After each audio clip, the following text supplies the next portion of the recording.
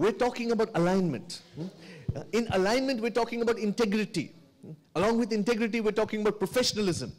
Because if you think about it, professionalism is very simple. It is always do what you say. Integrity. Always think before you say. Now, you cannot think before you say unless you have the knowledge. Now, what do I mean by that? Let me illustrate. We have wanting, feeling, thinking, saying, doing. We have also knowing. We all know something. Now, where do I put knowing? Because I don't have another finger. So we put it here. How is knowledge connected with integrity? Can anyone tell me? Knowledge, how is it connected with integrity? Sorry? Raise your hand, please, so I can come to you quickly. I tell you, okay, that I will if nobody says. That's my job. When we make a commitment, maybe we desire to fulfill that commitment, but we don't know of the possible problems that could come up that would prevent us from fulfilling that commitment. So if we know a little more about the situations and the factors, or if we increase our skill level, then we'll be able to keep our word. Because there are many people who say, no, but I really wanted to be on time. Or there may be many people who say, no, I really wanted to finish my report on time, or I really wanted to be able to persuade him. You may want it, but the wanting is not, intention is not enough. You also need competence, and competence comes with knowledge. So finally, everything boils down in some way to knowledge. Once I was doing a seminar I did for a $5 billion company on persuasion, and the sales and the CEO asked me, he said, after attending your one-day seminar on persuasion, will my people become good persuaders? I said, no. I said, I will give the knowledge for persuasion. I will show the path for effective persuasion. But you have to walk that path and you have to apply it. Because unless they apply it, they will not be able to get the result. So all of this was to just set the pace. And for those of you who say that you are not in sales, we know that we always persuade people all the time. There was this man who met a beggar on the road, a poor man who was begging. So he was begging for $2.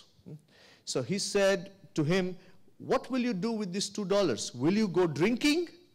He said, no, I gave up drinking 10 years ago. So he said, no problem. He said, will you go gambling? He said, no, I gave up gambling 15 years ago. So he said, will you go to play golf? $2. But anyway, I gave up golf also many years ago. So he said, listen, what are you going to do with the $2? He said, I just want to have a good meal. He said, okay, listen, I will give you a good meal, but I will not give you the money. But for the good meal, I will take you home, and my wife will give you a good meal there. He said, but your wife won't mind because I smell bad and I have torn clothes. You sure your wife will not mind? He said, no, you come, it's no problem. He said, but why are you doing this? Everybody has a reason. He says, I'm doing this because I want my wife to see what happens to a man if he gives up drinking, gambling, and golfing. Okay? So we are always persuading. We have different strategies and techniques for persuading. So we will cover some of these. 3 things that we will cover today, ladies and gentlemen. One is beliefs. What are the beliefs we need to have? And how do we know this? We know this because we studied successful salespeople and successful persuaders and negotiators, and we found that all of them share some common beliefs. Now there are 2 things. Either you go through your own experience and then you form your beliefs, or you see that these people have success and they have these beliefs, so let me adopt these beliefs. So beliefs can be formed with experience, either your own or other people's experiences. Some people say, no, I believe only in experience. I don't believe in theory. But what is theory? Theory, if it's in a book, is somebody else's experience. If it's good, the book. Okay. Right? So it's faster to learn from other people's experience, but it's more effective to learn from our own experience. Only experience is not a good teacher. Because only experience, if it was a good teacher, then all old people would be very clever. But that's not true. So it's experience reflected upon. We think about it. And then we think about it and we say, this is what works, so this is the thing that works. So we have a set of beliefs. Today I'm going to go bang, bang, bang, bang, bang, give you a whole list of beliefs.